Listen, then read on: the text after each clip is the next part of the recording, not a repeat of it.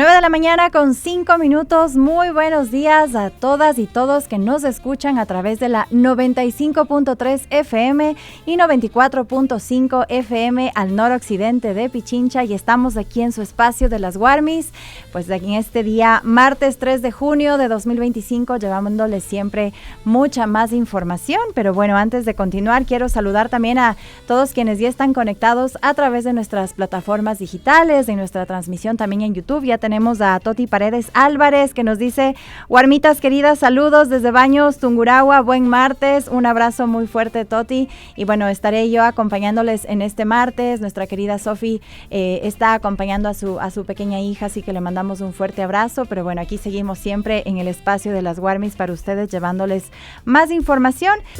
9 de la mañana con 18 minutos y estamos de regreso en las Guarmis. Y bueno, queremos hablar también acerca de la seguridad y también, bueno, que los robos continúan también en nuestra capital. Esto ya no da tregua en todo el país, y aunque las cifras de robos a domicilios han disminuido en comparación con el año pasado, más de 1,400 familias fueron víctimas de este delito solo en los primeros 4 meses de este 2025. Y frente a esta realidad, cada vez más ciudadanas y ciudadanos optan por instalar cámaras de seguridad, alarmas, pues para proteger sus barrios, sus hogares, a sus familias. Es lamentable lo que vivimos. Pero aquí tenemos más detalles en el siguiente reportaje de nuestra compañera Daniela Fonseca. En los últimos años, Ecuador sigue enfrentando robos a domicilio, reflejando una crisis de seguridad. Según datos de la Fiscalía General del Estado, entre enero y abril de 2025, se denunciaron 1,448 robos a domicilio en Ecuador, lo que equivale a un promedio diario de 12 delitos. Aunque esta cifra representa una disminución del 31,6% en comparación con los 2,118 robos denunciados en 2024, en el mismo periodo los robos a domicilios continúan siendo una preocupación significativa. Los robos a domicilios en Quito y en otras ciudades del país tienden a ocurrir en horarios específicos. Estadísticas indican que los delincuentes prefieren actuar entre las 12 y las 14 horas con 59, así como entre las 18 horas y las 20 horas con 59, aprovechando momentos en que las viviendas suelen estar desocupadas. En cuanto a los días de la semana, los lunes, martes y miércoles presentan una mayor incidencia de robos a domicilio. Ante la creciente inseguridad, muchos ciudadanos están tomando medidas proactivas para proteger sus hogares. La instalación de cámaras de seguridad, alarmas y sistemas de monitoreo se ha convertido en una estrategia común para disuadir a los delincuentes y proporcionar evidencia en caso de incidentes. Raúl Encalada, morador del sector El Calzado al sur de Quito, cuenta que los delincuentes robaban a mano armada y se movilizaban en una moto, al igual que en vehículo sin placas. Con la instalación de las cámaras, esperamos que los delincuentes nos dejen vivir en paz. Nadie aquí podía dormir e irse a trabajar con la zozobra de que algo podía pasar. La creciente inseguridad en Ecuador, especialmente en ciudades como Quito, ha llevado a los ciudadanos a tomar medidas proactivas para proteger sus hogares. Para Radio Pichincha, Daniela Fonseca.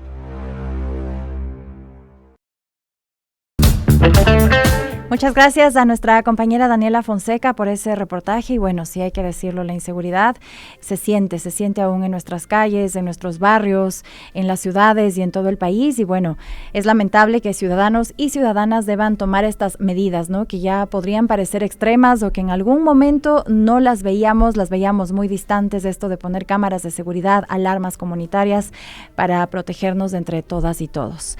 Bueno, queremos cambiar también de tema, y es que en la Vicentina, en este sector de la capital, pues conocimos una casa resiliente a la crisis climática construida por el grupo Synergy de la Escuela Politécnica Nacional. Esta vivienda usa sistemas de autoabastecimiento energético que maximizan los recursos naturales con bajo impacto ambiental. Nuestra compañera Sofi conversó con Freddy Ordóñez, director del grupo, también con Stephanie Bisuete, asistente de investigación, para conocer más acerca de este proyecto que sumó esfuerzos de un gran equipo de profesionales e investigadores de la ingeniería y también arquitectos y arquitectas del grupo Al Borde.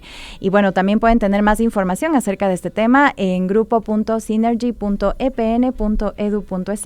Vemos el siguiente reportaje de nuestra compañera Sofía Montoya.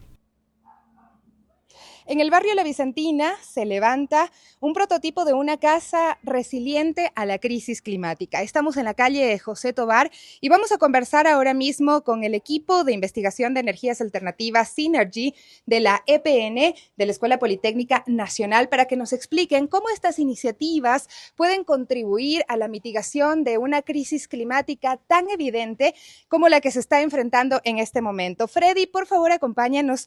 Freddy Ordóñez, director de este grupo de investigación, para conocer un poco acerca de este prototipo y de lo que implica precisamente en estos momentos. Bienvenido. Muchas gracias. Bueno, les cuento un poco. 2024 fue el año más caliente registrado desde 1850. Sobrepasamos ya el 1.5 grados centígrados, que fue el umbral al cual en el Acuerdo de París se estima que las consecuencias de la crisis climática se volverán irreversibles. Se prevé que los años siguientes van a ser peores, ¿no?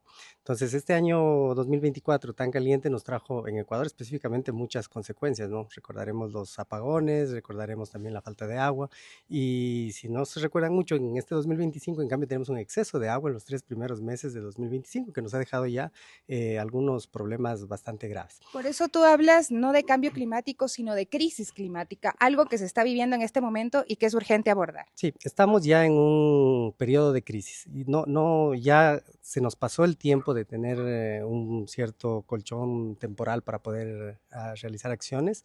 Ahora mismo estamos ya en una época de crisis donde tenemos que actuar muy rápidamente para adaptarnos por un lado y mitigar también las emisiones de gases de efecto invernadero. Y en ese sentido, ¿cómo aporta esta casa, que ha sido un proyecto de este equipo de investigación, pero también un proyecto personal? Cuéntanos un poquito y explícanos cómo ha sido construida, cuál es la visión. Sí, una de las razones por las cuales empezamos esta construcción fue justamente eso, pasar de la teoría o de nuestros estudios dentro del grupo de investigación a la práctica ya con un prototipo como es esta vivienda. Estamos ingresando a la vivienda. Cuéntanos cómo está construida y por qué es resiliente a la crisis climática. ¿Cuál es la idea que nosotros planteamos aquí?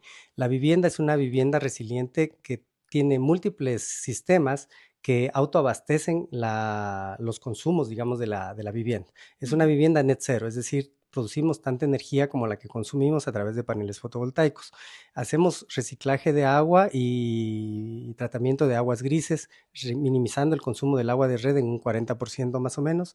Tenemos un sistema autónomo para todos los sistemas claves, digamos, eléctricos de la vivienda también, que nos ayudan a sobrepasar cualquier apagón que tengamos. Tenemos también el tema del confort térmico, está pensado en la vivienda de tal manera que esta es una vivienda, ustedes lo sentirán súper confortable. Tenemos un 70% de confort a lo largo del año, muy por encima del 40% promedio de Quito. La casa, como la pueden ver, está construida, toda la estructura es de eucalipto, que fue sacado de un bosque cercano, de un bosque de Alangasí, donde se está reconstruyendo la flora nativa, justamente con el objetivo de minimizar el carbón embebido dentro de los materiales. Esto del carbón embebido es simplemente evitando utilizar hormigón y cemento, que son altamente demandantes en energía y producen muchos gases de efecto invernadero. Lo que logramos es que toda la energía que ahora mismo está entrando por la radiación solar se acumule dentro de las paredes y sea devuelta en la noche para que durante la noche, que normalmente es una temperatura fría, sea una temperatura más agradable. Bueno, ¿cuántas personas son parte de este equipo de investigación que pues ha tenido este proyecto también y ha trabajado mucho a lo largo de más de 2 años? Sí, el grupo de investigación somos 8 investigadores, que somos profesores de la Escuela Politécnica Nacional, además de ahora mismo estamos con unos 10 investigadores juniors que desarrollan diferentes proyectos. La vivienda específicamente no es el único proyecto, digamos, sino que trabajamos en varias líneas tanto de perspectiva energética, de huella hídrica, de refrigeración, aire acondicionado, viviendas, motores, etcétera, etcétera. Tenemos algunas líneas en ese sentido. Y bueno, en este espacio que estamos en este momento, ¿cuántos metros cuadrados hay de construcción y cómo es el terreno? Porque también me llamó mucho la forma del terreno, ¿no? Que ha sido pues sumamente aprovechado en cada uno de sus espacios. Sí, el terreno es un terreno, bueno, era un terreno baldío, era un terreno que no había sido construido anteriormente. Son 200 metros de de área de terreno. La construcción toma más o menos unos 90 metros, dejando un espacio de zonas comunes y zonas abiertas, digamos, de más o menos unos 100 metros más o menos. Perfecto. Vamos a conversar también con Stephanie Bisuete. Ella es asistente de investigación. Por favor, para que nos expliques un poquito sobre lo que significa para ustedes este trabajo y cuáles son las proyecciones también, ¿no? ¿Qué mensaje esperan darle a la ciudadanía? Claro, bueno, para nosotros es importante que este proyecto integre muchas cosas, como bien decíamos, de la teoría a la práctica y que además funcione como un prototipo que pueda ser escalable, que pueda ser replicable, no solamente en Quito, sino en muchas ciudades que tienen características climáticas y las mismas problemáticas como Quito a nivel de la zona ecuatorial y a nivel también de la cordillera de los Andes. Muy bien, realmente es un proyecto que vale la pena felicitar y pues que es importante también considerarlo. Si quisieran dar un mensaje también final a la ciudadanía, quienes nos están viendo, sobre lo que implica invertir en esta posibilidad de aportar como ciudadanos y ciudadanas también. Antes conversábamos también, Freddy, tú me decías, pues estamos muy acostumbrados a que sea el municipio el que intervenga y mitiga los riesgos de la crisis climática. Sin embargo, como ciudadanos también podemos hacer algo. Sí, la crisis climática nos impone una urgencia en las acciones para adaptarnos y mitigar los gases de efecto invernadero. Uno de los problemas que nosotros vemos en resiliencia urbana es que estamos esperando que sean las municipalidades, que sea el gobierno, que sea el Estado quien elabore estas mega infraestructuras que nos permitan adaptarnos. Ya hemos visto que esto no sucede o no sucede con la rapidez que nosotros esperaríamos. Invertir en una vivienda resiliente puede ser una opción porque por un lado es una acción individual que aporta mucho en la resiliencia de toda la ciudad, y por el otro lado es el espacio que en el momento de la crisis, que en el momento que venga un evento climático extremo, me va a acoger a mí y yo lo voy a sentir. De hecho, ya lo hemos sentido en esta vivienda. Entonces, yo creo que es una inversión interesante, más que inversión, un concepto interesante cuando hablamos de resiliencia urbana. Solamente un dato adicional, estamos haciendo el cálculo de costos de la vivienda. Más o menos el costo nos está saliendo por $800, $900 el metro cuadrado, que está dentro de los rangos de precios que maneja la ciudad de Quito. Si bien es un poquito más costosa, evidentemente es nuestro primer proyecto, es mucho de las cosas constructivas son novedosas, han costado precisamente por la mano de obra que implicaba eso. Esto ya de manera masiva, si se empieza a construir de esta manera, vamos a conseguir que los costos también bajen y que sean competitivos con el mercado. Muchísimas gracias. Bueno, este grupo de investigación creo que es súper importante que podamos conocerlo más. Están en las universidades también gestándose estos proyectos, y aquí en pleno barrio de La Vicentina vale la pena preguntarnos cuando veamos esta casa, esta vivienda, qué está pasando y por qué es necesario seguir construyendo en esta lógica de resiliencia frente a la crisis climática. Ahora te mostramos de forma más detallada cómo funcionan algunos sistemas que hacen que esta casa sea sustentable, como el tratamiento de agua gris, las áreas verdes y la bomba de calor. Para el sistema de agua gris, el agua viene de las duchas y de los lavamanos, entonces pasa por lo que es un filtro biológico que tiene ciertas especies de plantas que nos ayudan a filtrar, entre esos los papiros, que son plantas de pantano.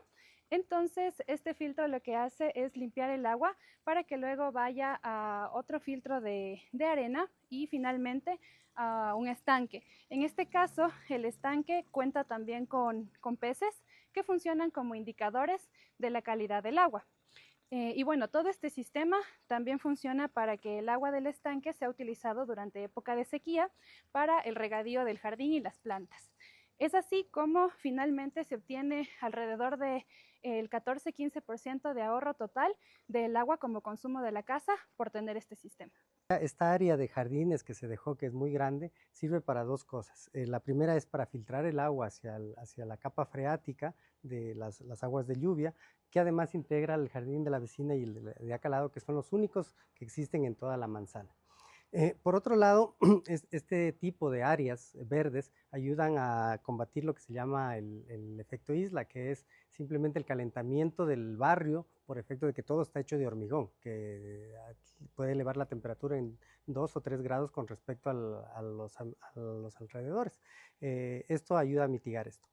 Dentro de lo que es el jardín, nosotros nos preocupamos en un poco conservar especies nativas, pero sobre todo estamos sembrando frutales, ¿no? Tenemos ahí un tomate de árbol, un chamburo. Esta caja de allá es simplemente para hortalizas, que son parte también del concepto que manejamos de resiliencia, de la producción propia de los alimentos, de una parte, aunque sea pequeña, de los alimentos dentro de la vivienda. Y también estamos haciendo compostaje en la parte de las cajas que podemos ver ahí, en donde toda nuestra materia orgánica es compostada para luego ser reutilizada en el mismo jardín. El compostaje básicamente es recuperar los nutrientes que tienen los residuos orgánicos, como cáscaras, como residuos de la cocina. Se los hace, digamos, tienen todo un proceso de descomposición para poder volverlos a regresar a la tierra para que puedan producirnos nuevo alimento. Bueno, esta es una bomba de calor. Prácticamente funciona como una refrigeradora al revés, pero lo que hace es entrar frío para entregar calor al líquido que se encuentra dentro. Esta tiene una capacidad de 200 litros y lo que hace es calentar el agua que luego es usada para las duchas y también para los lavamanos.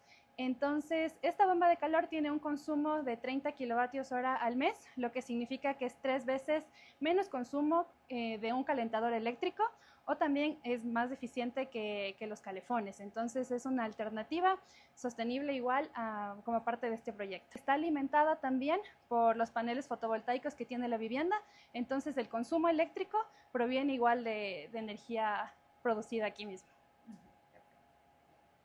9 de la mañana con 34 minutos y estamos de regreso en las Guarmis y bueno, queremos también hablar de un tema que ha conmocionado a todo nuestro país. Hay que mencionarlo, la tarde de ayer la Corte Provincial de Justicia del Carchi acogió la audiencia de juzgamiento contra David Alexander B., presunto coautor del femicidio de las hermanas Briana y Génesis Campo Villarreal, de 3 y 10 añitos respectivamente. El caso que conmocionó a todo nuestro país en 2023 es considerado un ejemplo emblemático de violencia vicaria. Las niñas fueron vistas por última vez el 29 de octubre de 2023, cuando salieron de su hogar en Tulcán junto a su madre, Vanessa Villarreal. Días después, el cuerpo sin vida de la madre fue hallado y en febrero de 2024 los restos de las dos menores fueron encontrados en el fondo de un pozo a unos 500 metros de profundidad dentro de sacos de yute. Es una barbaridad terrible. David Alexander fue detenido en junio de 2024 en el barrio María Magdalena de Tulcán tras intentar huir hacia la frontera con Colombia. Durante la audiencia, la Fiscalía presentó pruebas que lo vinculaban como coautor del crimen. Por este caso, en la Asamblea Nacional se abrió el debate sobre la necesidad de tipificar la violencia vicaria en el Código Orgánico Integral Penal, en el COIP. La exasambleísta Gisela Garzón presentó en mayo de 2024 esta iniciativa legal para reformar el COIP y la ley para prevenir y erradicar la violencia contra las mujeres. Esto buscando reconocer y sancionar este tipo de violencia. Según la propuesta, la violencia vicaria se define como toda acción u omisión en la cual el agresor utiliza a los hijos, hijas o personas de su vínculo afectivo como un instrumento para causar daño físico, psicoemocional, controlar o intimidar a la mujer, causarle también privaciones. La iniciativa plantea sancionar este delito con pena privativa de libertad de 1 a 3 años. En este caso de Briana y Génesis también han sido citados estos debates legislativos como un ejemplo de urgencia de esta reforma. Y tenemos que decirlo, lamentablemente el Tribunal del Carchi ratificó la inocencia de David Villarreal, uno de los implicados en este caso, de triple femicidio de Briana, de Antonella y también de su madre. Y el ciudadano pues ya tendría que recuperar su libertad tras el año de su captura. Justamente para hablar de este tema ya nos acompañan de manera telemática Juan Pablo Velasco, él es abogado de la familia de las niñas, y también la exasambleísta Gisela Garzón, proponente de esta ley de violencia vicaria. Muy buenos días a los dos, bienvenidos a las Guarmis. Y bueno, primero queremos arrancar con el abogado Juan Pablo Velasco, conociendo en la medida de lo que cabe y de lo que podemos conocer, qué se suscitó ayer, cuáles fueron estas también resoluciones, cuál ha sido también la evaluación sobre el desarrollo de esta audiencia y si es que usted considera pues que se respetaron las garantías procesales o no y los derechos de las víctimas. Buenos días, abogado. Buenos días, estimada Gabriela, buenos días, Gisela. Buenos días a todo el público que sintoniza su programa. En efecto, el día de ayer el Tribunal de Garantías Penales emitió una resolución que nos genera mucha desilusión, mucha tristeza, por no decirlo menos. Se ratificó la inocencia de la única persona que se había podido encontrar, de la única persona que había sido detenida y procesada en esta causa. Pues entenderán ustedes que el principal autor actualmente se encuentra prófugo. Esta única persona, la cual había sido detenida hace aproximadamente más de un año, había sido procesada por parte de Fiscalía y solicitada su acusación como coautor del delito de femicidio. El tribunal, el día de ayer, ha emitido su resolución diciendo que en efecto se ha aprobado por parte de Fiscalía el femicidio, que se ha aprobado el hecho de dar muerte a estas dos menores de edad, a las dos niñas, por parte de alguien. Sin embargo, ese alguien no es la persona que estaba siendo procesada el día de ayer y han ratificado su inocencia. Insisto, nos ha generado mucha desilusión, mucha sorpresa la resolución del tribunal, por cuanto Fiscalía, como los acusadores particulares, habíamos presentado pruebas contundentes para demostrar la coparticipación del procesado David B. en este hecho. Solo para citarles dos temas importantes. El tribunal ha indicado que no ha habido una prueba directa con la cual se lo relacione al señor David B. como coautor del delito de femicidio. Y obviamente este tipo de delitos nosotros conocemos que normalmente se cometen en la clandestinidad, que no existen testigos directos que puedan verificar que en efecto le estuvo matando en ese momento a las niñas o que estuvo colaborando en el femicidio, en la muerte de estas dos menores de edad. Sin embargo, hay dos testimonios importantísimos. El uno del médico legista, y esto nos va a causar sorpresa, lo he manifestado en muchas entrevistas. La médico legista indica que las niñas, como bien usted lo relataba en su introducción, fueron botadas en dos pozos en un terreno baldío, pero la médico legista nos indicó que las niñas no habían fallecido todavía, que se encontraban con vida, y que las niñas probablemente ya en el interior de los pozos perdieron la vida porque fueron rotos sus huesos hioides. Fue una de las niñas, la mayor de edad, la de casi 14 años, fue totalmente doblada su cuerpo para poder ingresarla en estos sacos de yute. Y se requirió de dos o más personas para poder cometer este delito porque no era suficiente una persona para poder meterlas en estos pozos o para poder ingresarlas en estos lugares donde fueron ocultados sus cuerpos. Se necesitaron más de dos personas. ¿Por qué? Porque los policías en el momento en que encontraron los cuerpos necesitaron de 5 o 6 personas, incluso con el cuerpo de bomberos, para poder extraer los cuerpos, para poder sacarlos de ese lugar. Y los cuerpos y los sacos donde se encontraban los cuerpos no se encontraban dañados, no se encontraban rotos, es decir, tuvieron incluso hasta la delicadeza de meterlos de manera muy despacio, de que no se dañe absolutamente nada sus huesos, no tenían más que otras fracturas, más que el hueso hioides y en este caso de la niña mayor, pues haberla doblado para ingresarla en este saco de yute. Entonces estas cosas el tribunal no las ha valorado, no ha revisado, no se ha tomado el tiempo necesario, a pesar de que se tardaron 2 meses en revisar todas las pruebas una vez que se terminó la audiencia para poder emitir su resolución. Otro elemento importante, la policía a través de sus operativos, del grupo que estaba realizando estas pericias, una pericia importantísima, el levantamiento de celdas. Se logra determinar que los dos ciudadanos, tanto el autor, el que se encuentra prófugo, como el que estuvo siendo procesado, se conectaron con sus teléfonos desde el lugar donde fueron encontradas las menores de edad.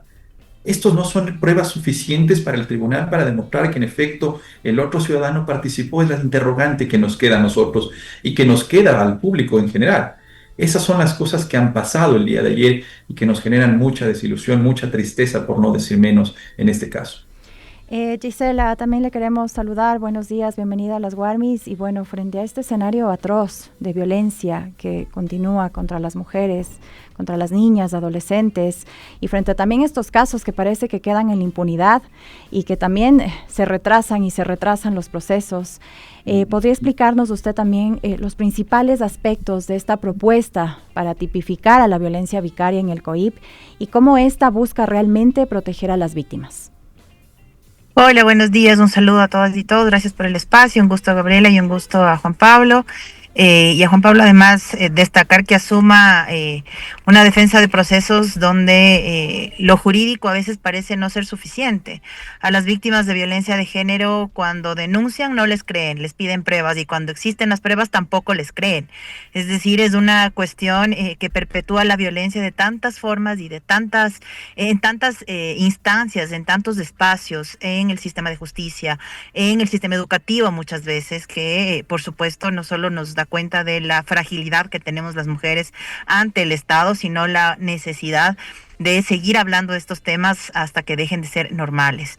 En efecto, nosotros en su momento trabajamos y presentamos el 16 de mayo del 2024 un proyecto reformatorio al COIP que además reformaba la ley para erradicar la violencia contra las mujeres y que ponía una serie de elementos sobre el tema de la violencia vicaria, justamente en homenaje a estas hermanas que ahora además son abandonadas por el sistema de justicia. Y lo hacíamos porque hay una serie de casos que pueden incluso entenderse desde el otro lado, es decir, también casos de madres que pueden ejercer este tipo de violencia en particular, pero en el caso de estas niñas fueron primero separadas de su madre para después asesinarlas, es decir, la situación es mucho más compleja, por eso lo incluimos tanto como un tipo de violencia, es decir, la violencia vicaria como un tipo de violencia de género y además como un agravante al femicidio, tomando en cuenta este tipo de particularidades. El debate empezó de forma adecuada en el anterior periodo legislativo. Mucho me temo que en este periodo legislativo, por quien dirige la Comisión de Justicia, que es donde se trata este tema, no avance, porque la decisión de frenar los temas de género es una decisión política del gobierno, lamentablemente. Pero en todo caso vamos a seguir insistiendo no solo por la memoria de Génesis y de Briana, sino por la necesidad de identificar ante el incremento de la violencia en nuestro país la posibilidad de que la violencia de la calle también se traslade a la casa, y entonces hay que enunciar las cosas que no se enuncian, no existen, y hay que enunciarlas y hay que incluirlas y hay que reconocerlas para que se pueda trabajar en algún momento en enfrentarlas y ojalá si se puede erradicarlo, pero lamentablemente no se puede, y en ese sentido el tema nos preocupa sobre todo por las condiciones políticas. Es un tema urgente, es un tema muy necesario y es un tema que inmiscuye a menores de edad. Las niñas y los niños son utilizados lamentablemente como una herramienta de chantaje, como una herramienta de vulneración a las madres en este caso, y los niños y niñas son obligación de todas y todos, son el bien superior de un país, son a quienes debemos cuidarles independientemente del espacio en el que estemos. Entonces se trata además de eso, de esa tutela que dolorosamente, con base en lo que ha dicho el abogado, tampoco se cuidó en este proceso a pesar de existir las pruebas, y lo complejo que se vuelve en casos de esta naturaleza recabar pruebas y que puedan ser utilizadas. Abogado, usted ya nos ha mencionado que el principal sospechoso de este triple femicidio se encuentra prófugo aún. ¿Considera que las autoridades han actuado con la diligencia necesaria frente a esto? También no sé si la familia ya ha recibido información sobre los esfuerzos que se están haciendo tanto nacionales como internacionales para la captura de este sujeto. Consideramos que hay una deuda importante por parte de las autoridades del Estado, autoridades policiales en este caso, porque ayer la familia tenía esa pequeña esperanza, ¿no? Por lo menos había una pequeña esperanza de tener esa luz, de que se iba a hacer justicia, de que por lo menos una de las personas de las cuales se creía responsables iba a poder recibir lo que en estos casos uno espera, por lo menos recibir justicia, el escarmiento necesario para que por lo menos tener esa tranquilidad. Sin embargo, se le vuelve a dar la espalda a la familia, se le vuelve a dar la espalda a esas niñas quienes esperaban justicia. Y en cuanto al autor principal, no hay un solo rastro, todavía no tenemos ningún resultado positivo. Como bien usted lo refería, desde el 29 de octubre del año 2023 estamos cerca de cumplir ya 2 años y no hemos tenido respuestas positivas todavía, más aún generando la angustia en la familia, generando esa desesperación de que no se encuentra justicia por el lado de las autoridades de justicia y no se encuentra tampoco resultados por parte de quienes tendrían que estar atrás de este responsable. La recompensa es ínfima, la recompensa no es una recompensa que pueda generar tampoco esta situación de que la sociedad pueda decir, bueno, me arriesgo a denunciar, me arriesgo a indicar dónde está el mencionado ciudadano para yo poder de pronto recibir esta recompensa que puede ayudarme en algo a salvaguardar mi integridad si doy los datos, pero es una recompensa muy pequeña. Se han hecho las gestiones necesarias para tratar de solicitar a las autoridades que se suba el valor de la recompensa, se han hecho gestiones con organismos internacionales, sin embargo todavía seguimos teniendo oídos sordos por parte de quienes hemos acudido. Uh-huh. Y Gisela, ¿cuál sería también su mensaje a esta nueva asamblea que, como bien usted menciona, parecería que no está dentro de su agenda o dentro de su línea tratar este tipo de leyes, de proyectos? Pero ¿cuál sería su mensaje para que exista el tratamiento real de esta propuesta de tipificar la violencia vicaria en el COIP? Que regresen a ver a las familias, Gabriel. Que regresen a ver a las familias que quedan destrozadas cuando una mujer muere. Es decir, no se trata únicamente de ese hecho en particular, sino de todo el tormento que viene después. Como si no fuera suficientemente doloroso la desaparición de unas niñas que después aparecen muertas en una cisterna, que además después se descubre que estaban vivas dentro de esa cisterna. Es decir, es una cuestión que no nos podemos ni siquiera llegar a imaginar. Y las familias tienen que transitar un calvario realmente para lograr algo de justicia. Por ejemplo, solo a modo de paréntesis, en el caso de Valeria Vargas, que fue una mujer asesinada en modalidad de secuestro, un secuestro fingido, su hijo fue sometido a la cámara de Gesell a los 2 años y pico. Es decir, es un niño que hace mucho tiempo atrás tuvo que sufrir un trauma de esta naturaleza para después someterse a una cámara de Gesell que además no tiene precisamente las condiciones adecuadas para un menor de edad que sigue creciendo y enfrentando las secuelas de lo que pudo haber visto, porque es una sospecha respecto a que él pudo haber visto lo que pasó con su madre. Y como este caso hay muchos otros. Las familias, además de perder a sus seres queridos, enfrentan un sistema absolutamente tortuoso e inhumano. Hay casos donde los peritajes para poder hacer audiencias, por ejemplo, no se realizan porque la fiscalía no tiene insumos.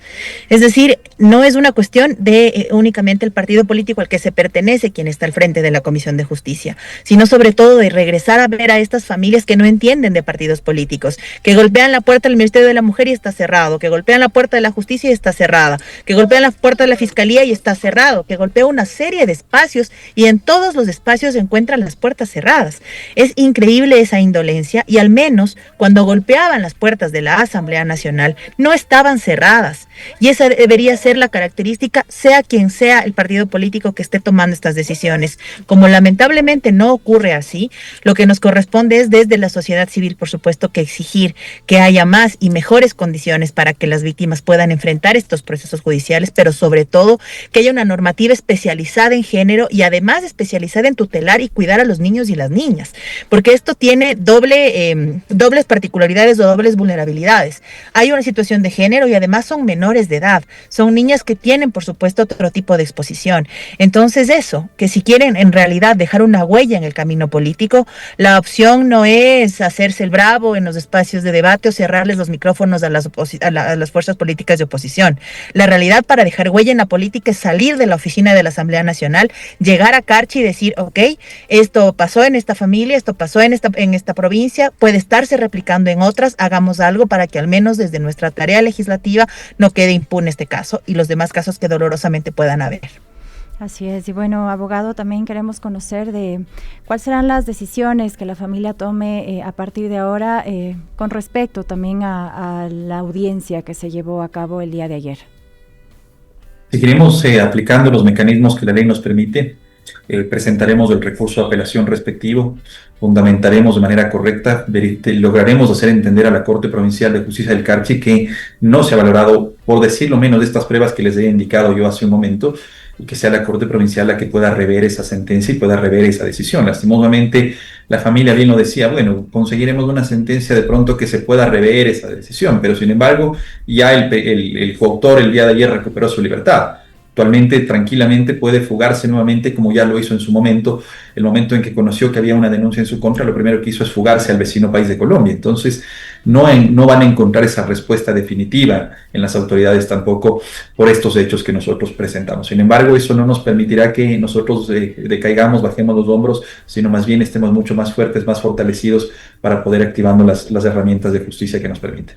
Y Gisela, usted bien mencionaba que también es muy importante en estos casos el tema de la participación de la sociedad civil, de las organizaciones de derechos humanos, pero ¿cómo plantea usted esta participación activa por parte de ellos justamente en la promoción y en la defensa, en particular, de esta iniciativa legislativa?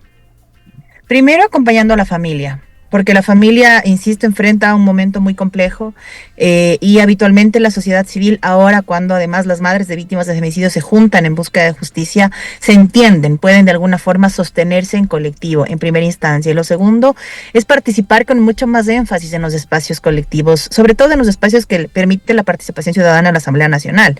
La Asamblea y las comisiones de la Asamblea Nacional son públicas, por lo tanto no les pueden negar la participación a ningún colectivo de la sociedad civil, y dejar los aportes son obligación por ley de parte de los legisladores y más aún de parte de las comisiones. Eso es muy importante porque son las organizaciones de la sociedad civil las que están supliendo el rol del Estado. Es decir, mientras el Estado debería estar garantizando, por ejemplo, la defensa técnica de las víctimas, lo hace la sociedad civil de forma gratuita porque logra fondearse desde diferentes espacios internacionales, por ejemplo. Está supliendo el rol del Estado y eso es preocupante.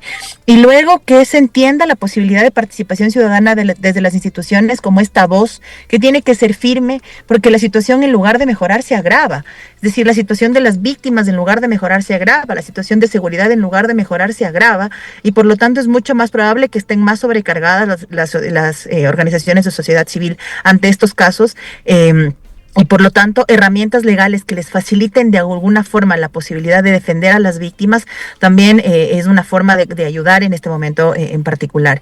Y lo ideal, por supuesto, es que esto no deje de hablarse, que sea o se vuelva parte, por ejemplo, de las mallas curriculares de las universidades, que los estudiantes que se están formando en Derecho puedan ser, por ejemplo, pasantes en espacios donde se especialicen en género, que la sociedad civil amplíe un poco esta posibilidad para que todos los actores se involucren, nos involucremos y que deje de toparse estos temas tan dolorosos como cosa de mujeres nomás o cosa de víctimas nomás, sino es una cuestión que nos involucra a todos como sociedad y que nos permite de alguna forma o nos permitirá de alguna forma en este sentido colectivo de la vida que lo hemos perdido tanto, dejar de ver pasar estos casos y que sigamos reclamando por esto. No es una cuestión menor, insisto, y sí se puede desde lo colectivo ir construyendo y tejiendo estos espacios y por supuesto estaremos dispuestos a sumarnos a estas iniciativas en pro no solo de justicia, memoria, verdad por nuestras niñas, sino para evitar más casos como estos en nuestro país.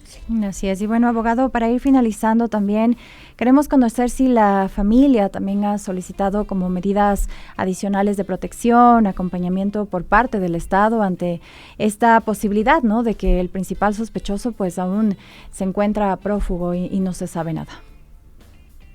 Lastimosamente en la familia hay una desilusión completa y un desazón de no creer en la justicia. Dicen, si ya no tuvimos un resultado favorable, no tuvimos esta pequeña luz de esperanza de tener esta resolución a nuestro favor, nada más nos puede pasar. Están incluso en ese punto de desilusión. ¿Qué más nos puede pasar si ya nos han dado toda la espalda? Entonces, en ese sentido, la familia no ha solicitado nada. Nosotros sí estamos evaluando esa posibilidad de solicitar estas medidas de protección, a pesar de que desde el inicio, en la audiencia en la que se formuló cargo, se calificó la detención del mencionado ciudadano. La jueza de la unidad de violencia sí otorgó medidas de protección a favor de la familia, del padre, de quienes estaban en calidad de acusadores particulares, y eso está todavía vigente. Bueno, entonces estaremos nosotros también muy pendientes de este caso que sabemos pues ya lleva varios meses que las familias están luchando por reparación, por justicia y también por la memoria de estas 3 mujeres, ¿no? 10 de la mañana, ya estamos de regreso en las Warmis. Bueno, queremos también saludar a quienes están conectados a través de todas las plataformas digitales de Radio Pichincha. Un saludo a Cecilia Bao, que dice saludos cordiales, grandes periodistas de la información verídica, muchas bendiciones. Y también a Marcela Novoa, felicitaciones mis Warmis hermosas, a ustedes y los invitados de alta calidad. Sigan adelante, un abrazo, un fuerte abrazo también para ellas. Gracias por estar en sintonía de Radio Pichincha. Ya saben, la 95.3 FM y 94.5 al noroccidente de Pichincha. Bueno, queremos cambiar también un poco de tema y hablar acerca de la salud. Y es que en nuestro país, como en muchos otros países de la región, las enfermedades raras enfrentan una doble dificultad. Es una complejidad médica, pero también esta falta de conocimiento por parte del sistema de salud, tanto público y privado de cada uno de los países. Y una de estas patologías, perdón si no la digo bien, pero es la amiloidosis hereditaria por transtiretina. Es una condición progresiva, hereditaria, muchas veces silenciosa, que suele ya diagnosticarse cuando es demasiado tarde.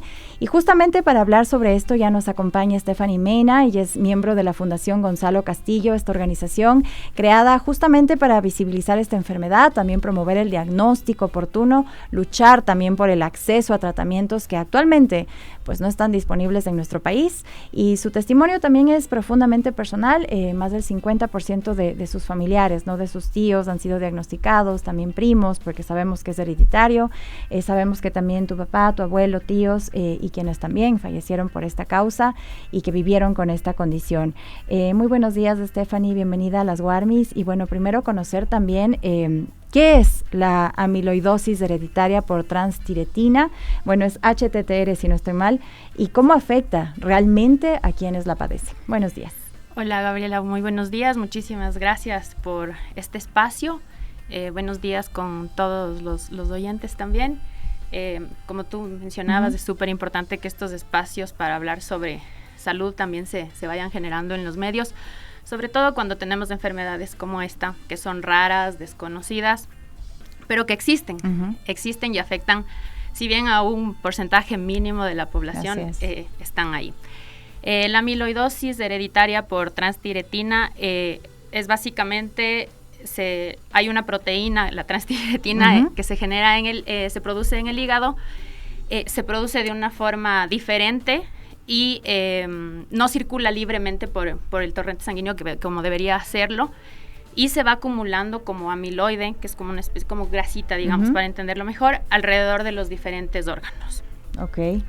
Los órganos que más se afectan son el sistema nervioso y el corazón. Sin embargo, puede afectar también a los ojos, a los riñones, al hígado, que es donde también se produce. Y claro, hay diferentes síntomas dependiendo de cuál sea el órgano en donde y justamente lo que tú mencionas, lo de los síntomas, ¿cuáles son como estos primeros indicios, estos primeros síntomas que aparecen, ¿no?, en la persona, y cómo es también este proceso para llegar al diagnóstico? Porque sabemos que es un poco complejo. Sí, a ver, los síntomas, hay como síntomas súper claros y específicos, que son hormigueo, quemazón en las extremidades, tanto en las inferiores como en las superiores, entumecimiento, y también hay mucho problema digestivo, afecta bastante al sistema digestivo. Puede haber otros síntomas como ojo seco o debilidad en las piernas y así, pero el predominante es este entumecimiento y hormigueo en las extremidades, o sea, empieza por ahí. Y bueno, también nos has mencionado que es tan difícil de detectar, que también en el país no existe todavía este lugar para que puedan tratarnos o diagnosticar adecuadamente. ¿Cómo ves tú la situación actual de nuestro país respecto al diagnóstico, al tratamiento de esta enfermedad?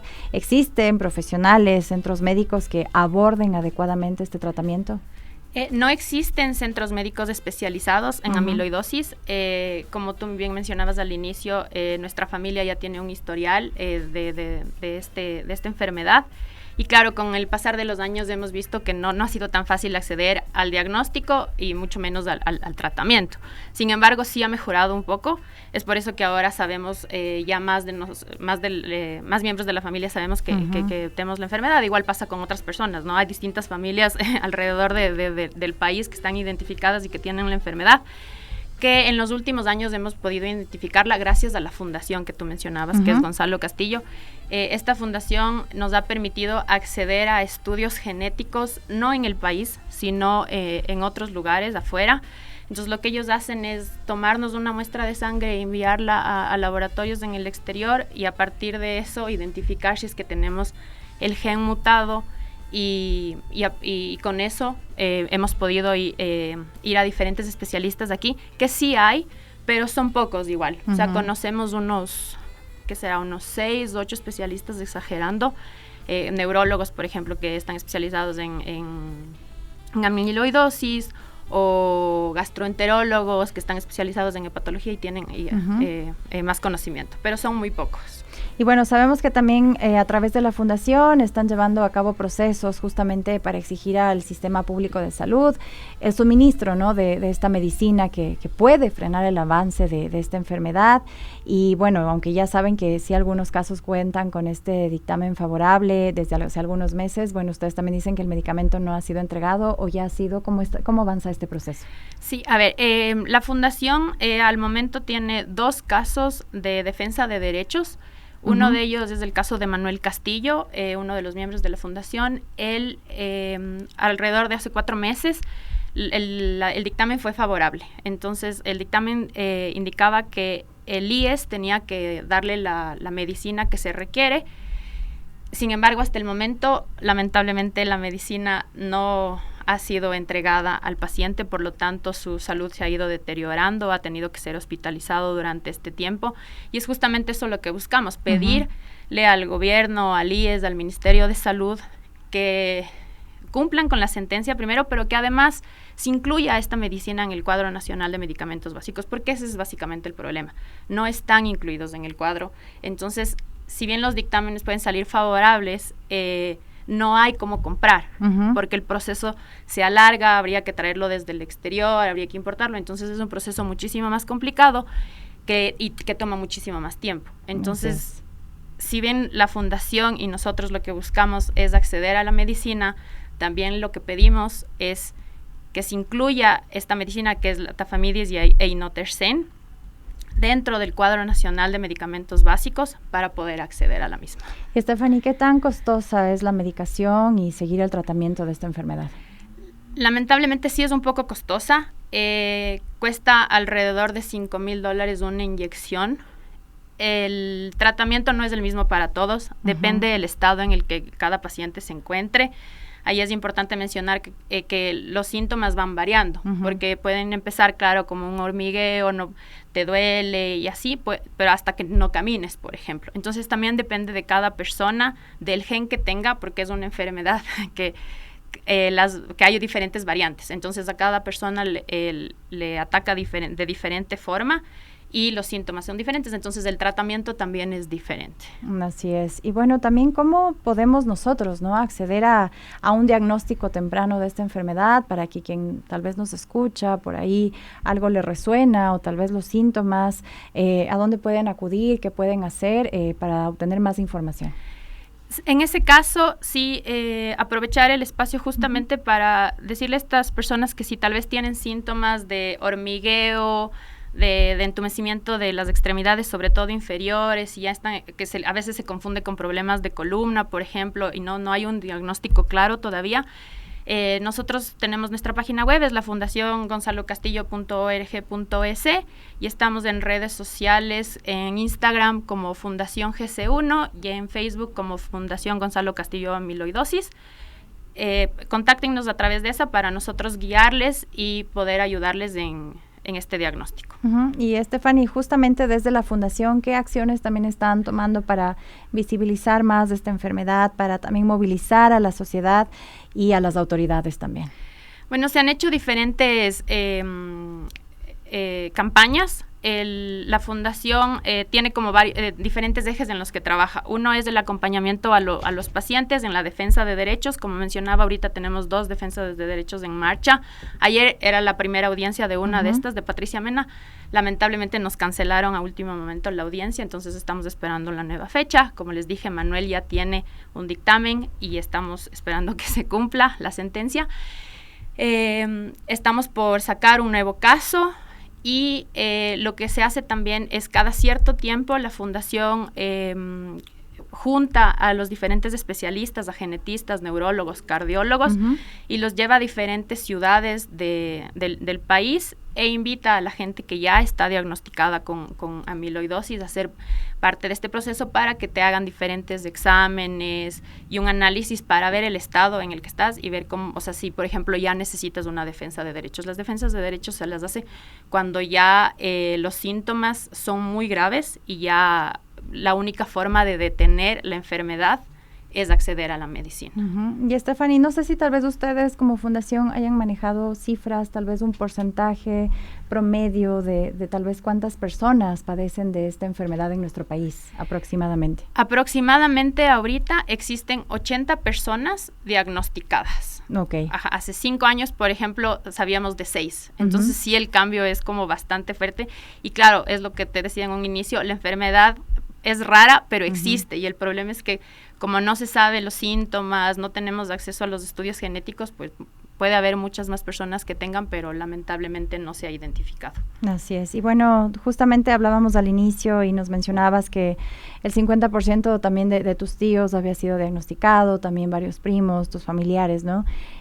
También conocer, ¿no? ¿Cómo impacta esto realmente a nivel familiar, en lo emocional, en lo económico? Porque ustedes han pasado por esto, ha sido muy duro y complejo también entender la enfermedad, procesarla, pero también ver que necesitan el apoyo para tratamientos, para medicinas y tener que ir a tocar puertas y que todavía no se abren, ¿no? ¿Cómo ha sido para ustedes como familia enfrentar esta enfermedad? La verdad, sí es un proceso bastante complejo. Uh-huh. Como tú dices, es muy emocional. Sí. Nosotros como familia ya hemos tenido varios casos y creo que no ha sido sino hasta este momento en el que de alguna forma tuvimos más acceso a más diagnósticos, uh-huh, en el que realmente nos hemos unido y estamos haciendo muchas cosas. Entonces, por ejemplo, la fundación se creó en la ciudad de Loja justamente por una familia que tiene como la misma situación que la nuestra. Uh-huh.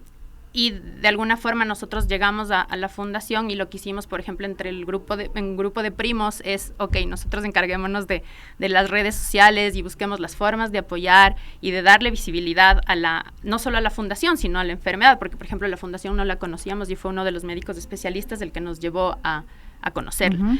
Entonces, creo que eso también como familia ha hecho que claro, nos motivemos, estamos como súper pendientes de los casos. Uno de los casos es justamente una de nuestras tías. Entonces, sí estamos como dándole seguimiento, saber que si es que si tenemos la oportunidad de llegar a las autoridades, de hablar con ellos, de comunicarnos y buscar justamente este tipo de espacios, uh-huh, que nuevamente estamos muy agradecidas porque en verdad son temas que afectan a tan poquita gente que a veces no se abren esos espacios. Entonces, lo que sí hemos hecho es en estos últimos meses movernos un poco de esa forma para así también presionar a las autoridades, al ministerio, y también entender que no solamente tiene que ser el sistema público el que responda, ¿no? Los seguros privados también deberían responder por este tipo de medicinas porque también son una forma en la que podrían ayudar a los pacientes que padecen estas enfermedades. Así es, y como tú dices, también visibilizar, ¿no? Que frente a estos 80 casos diagnosticados, que también puede haber más personas, pero que no son un número, ¿no? Detrás de esto hay familias que se sienten afectadas por esto, que están siendo afectadas y que también requieren un diagnóstico, un tratamiento. En ese sentido, Stephanie, ¿qué mensaje quisieras dar a las autoridades, pero también, como tú mencionas, ¿no? Tanto a las autoridades del sistema de salud público, pero también privado, y a las familias que también podrían estar atravesando esta enfermedad? Bueno, quería que el mensaje a las autoridades primero sería sí escucharnos, darnos esa apertura para explicarles, exponerles del caso, porque lamentablemente si no accedemos a la medicina, la enfermedad es catastrófica y la gente muere. Entonces sí es importante que se incluya la medicina en el cuadro nacional de medicamentos básicos, pero asimismo que se incluya la enfermedad en la lista de enfermedades raras. Uh-huh. Eso es importante mencionar. Ahorita no estamos dentro de la lista y es súper importante porque a partir de eso también es más fácil acceder a otro tipo de derechos que como grupos vulnerables y prioritarios también tenemos. Y a las familias que pasan por esto, decirles que hay una fundación que si bien es muy nueva, se creó en el año 2023, está abierta a recibir a todos los pacientes y a sus familias, a darles apoyo legal, psicológico, a darles esa apertura y hacer ese canal hacia los especialistas, que como dije en un inicio, lamentablemente no son muchos, pero gracias a la fundación sí los hemos encontrado. Entonces, invitarles a estas familias también a que nos escriban, se contacten con nosotros, nos busquen, porque entre más grandes seamos, más amplio sea el espectro, también más fácil, hay más voces que puedan ser escuchadas. Así es, sin duda. Bueno, muchísimas gracias a Stephanie Mena, miembro de la Fundación Gonzalo Castillo, y bueno, conociendo más acerca de esta enfermedad rara, ¿no? Como se menciona, la amiloidosis hereditaria transtiretina. Y bueno, es importante también dar voz a esto y que también seamos escuchados, ¿no? También están familias atravesando por esta enfermedad con sus familiares, y qué importante es que reciban tratamientos oportunos a tiempo y que sean escuchados, que las medicinas también estén dentro de este cuadro de medicamentos, ya lo hemos dicho aquí muchas veces, y que reciban, ¿no? Este derecho de salud que es de todas y todos. 10 de la mañana con 16 minutos, ya estamos de regreso en las Guarmis y ahora sí nos vamos a temas de la comunidad y nos dirigimos al Metro de Quito, que ya cuenta con botones de pánico para que los usuarios puedan denunciar casos de acoso y generar también estas rutas de auxilio. Tenemos más detalles en el siguiente reportaje de nuestra compañera Diana Dávila.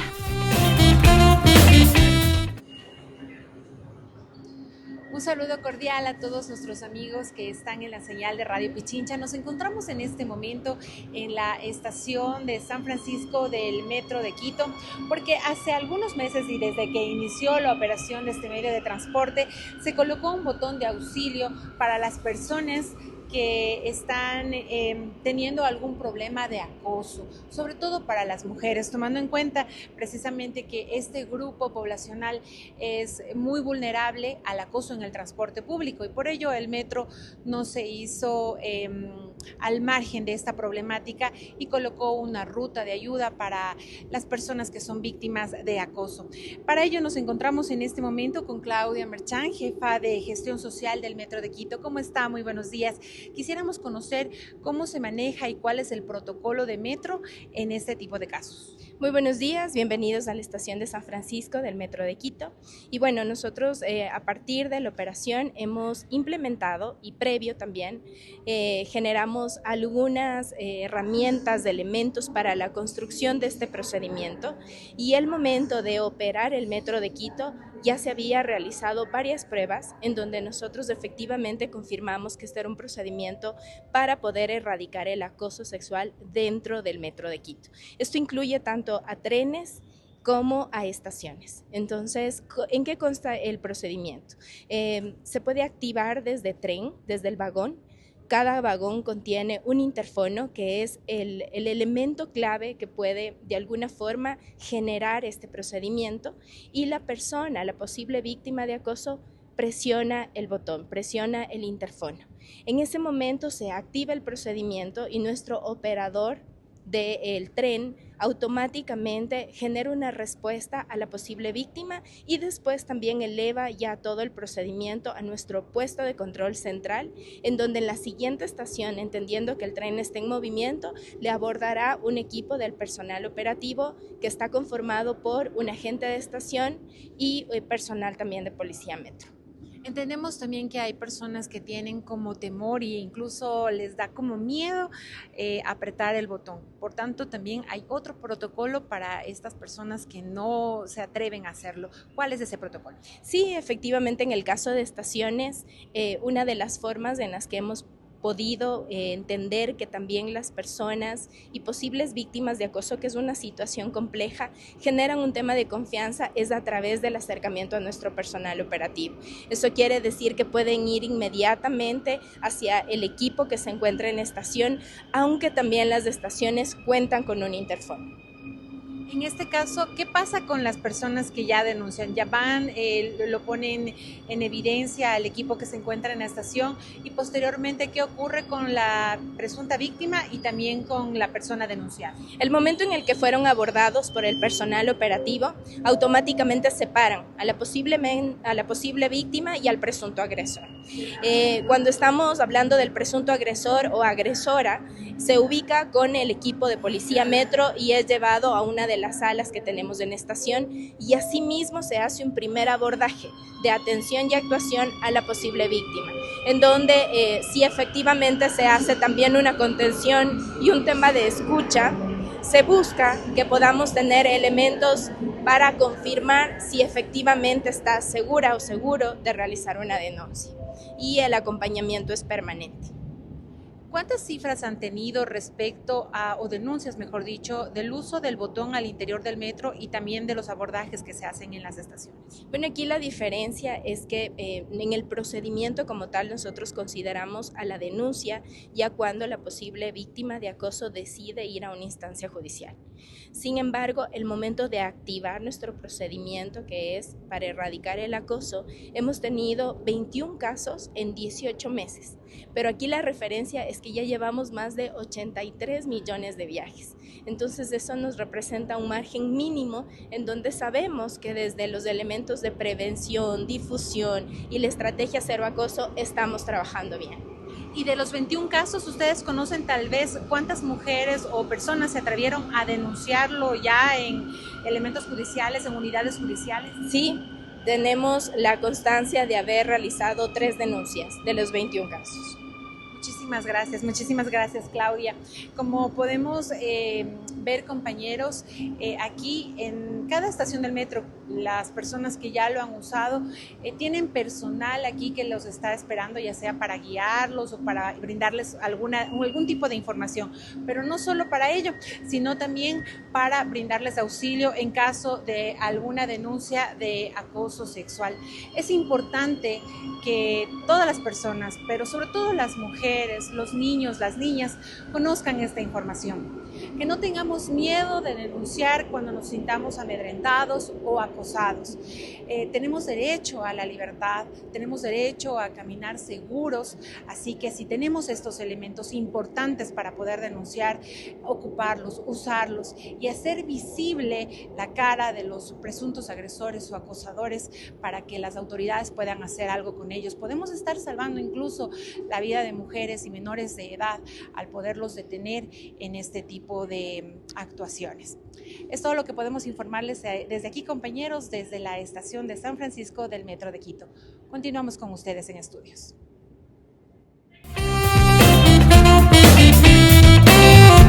Muchas gracias a nuestra compañera Diana Dávila por ese reportaje, y qué importante es que se implementen estas medidas de seguridad en el Metro de Quito, en todo el transporte público de nuestra capital. Y también queremos dejarles con esta nota, y es que el SRI informó que quienes hayan realizado consumos en el exterior con tarjetas de crédito o débito durante los años 2022 y 2023 por montos que superen el límite exento anual de $5,109.79, pues deberán declarar y pagar el impuesto de salida de divisas hasta el 30 de junio de este año.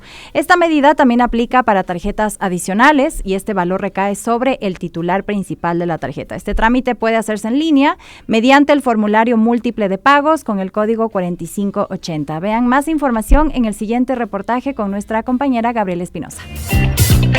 Tarjeta de crédito o débito en el exterior durante 2022 o 2023, este es un trámite que no debes pasar por alto. El Servicio de Rentas Internas informó que se debe declarar y pagar el impuesto de salida de divisas si tus consumos en el exterior superan los $5,110 durante esos años. Paso 1. Ingresa al portal del SRI en línea con tu usuario y clave. Paso 2. Busca el formulario múltiple de pagos, o también puedes usar el código 4580. Paso 3. Completa el formulario con tus datos, el año, el valor a pagar y envíalo. Recuerda, si gastaste menos de ese monto, no tienes que pagar el valor al impuesto de salida de divisas. Y si usaste tarjetas adicionales, es el titular de la cuenta quien debe pagar por esos consumos.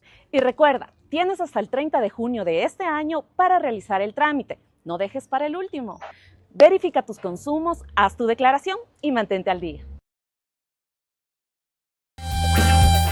Muchísimas gracias a nuestra compañera Gabriela Espinosa con esa importante información. Y bueno, ya nos despedimos, no sin antes mencionarles de esta ayuda social rapidísimo. Y es que Alexandra Gisela Bueno Dume se encuentra desaparecida desde el día de ayer, 2 de junio de 2025, en Guayas, Guayaquil. Si tienen alguna información sobre su paradero, por favor comunicarse al 1-800-33-5486, 1-800-33-5486. Su familia también la está buscando, sus amigos también. Ella mencionan que también ha dedicado su vida a acompañar a mujeres sobrevivientes de violencia basada en género. Fue parte del equipo del CEPAM y actualmente trabaja en Fiscalía, así que por favor, si saben información sobre su paradero, comuníquenlo a las autoridades. Con esto ya nos despedimos de las Warmis, pero sigan conectados a la señal de Radio Pichincha. Se vienen las noticias, se viene el Kike Show que ya anda con nosotros, y con las Warmis hasta mañana.